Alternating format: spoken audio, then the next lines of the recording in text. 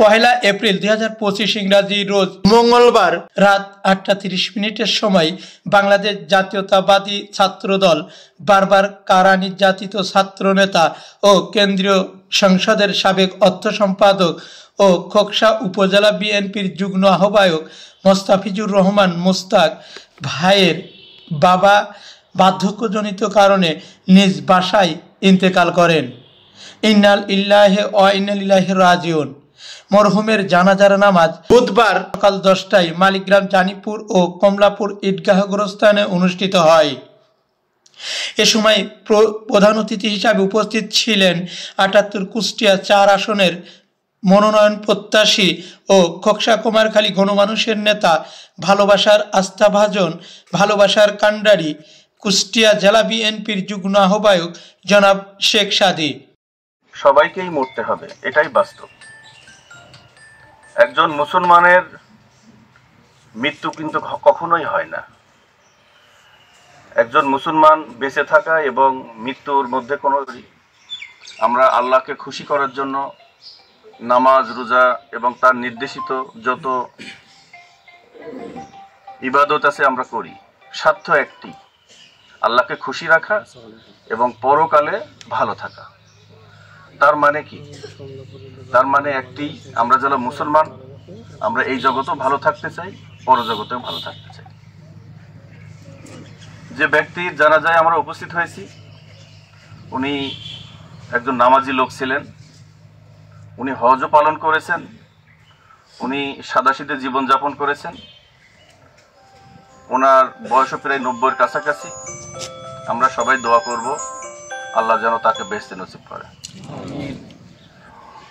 এই ভদ্রলোক তার কাজের মাধ্যমে মানুষের মধ্যে বেঁচে থাকবে। আমি যে কয়জনের সঙ্গে কথা বললাম তার সম্পর্কে সবাই এত ভালো ভালো কথা বলছে। আর সবচাইতে বড় ব্যাপার হচ্ছে যে এই ব্যক্তি কি কাজ করে গেলেন।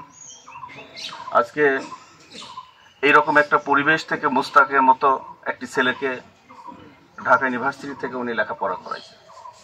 উনি একজন যোগ্য পিতা। তো আমাদের মাথায় রাখতে হবে আমরা যেন এই রকম সন্তানের বাবা হতে পারি। এই রকম সন্তান যেন আমাদের পরিবার থেকে উঠে আসে। তো যেহেতু জানাজা, আপনারা এই পরিবারের পক্ষ থেকে আপনাদের কাছে আমি অনুরোধ করব, মৃত ব্যক্তি যদি কখনো আপনাদের সাথে কোনো আচরণগত বা কোনো কারণে তার সাথে আপনাদের একটু মতবিরোধ হয় বা কোনো লেনা দেনা থাকে, আপনারা মোস্তাকের সাথে যোগাযোগ করবেন আর আপনারা তাকে ক্ষমা করে দিবেন। আর উপস্থিত ছিলেন খোকসা থানা বিএনপির আহ্বায়ক বীর মুক্তিযোদ্ধা জনাব আলাউদ্দিন খান। আর উপস্থিত ছিলেন সাবেক খোকসা উপজেলা চেয়ারম্যান ও সাবেক থানা বিএনপির সম্মানিত সভাপতি সৈয়দ আমজাদ আলী। আর উপস্থিত ছিলেন অধ্যক্ষ আনিসুজ্জামান। আর উপস্থিত ছিলেন পৌর বিএনপির আহ্বায়ক মুন্সি এজেডজি রশিদ রেজা।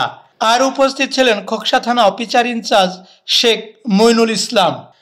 আর উপস্থিত ছিলেন নাফিজ আহমেদ খান রাজু, জসিম ও শিমুলিয়া ইউপি চেয়ারম্যান মমিনুর রহমান মমিন সহ বাংলাদেশ জাতীয়তাবাদী কৃষক দলের কেন্দ্রীয় কমিটির অন্যতম সদস্য হাফেজ মঈনুদ্দিন উপস্থিত ছিলেন। এ সময় আরও বিভিন্ন অঙ্গ সংগঠনের নেতাকর্মী উপস্থিত ছিলেন। মালিগ্রাম জানিপুর ও কমলাপুর ঈদগাহ গোরস্থান থেকে মোহাম্মদ হাফিজুল ইসলাম বকুল, বিটিভি নিউজ, খোকসা, কুষ্টিয়া।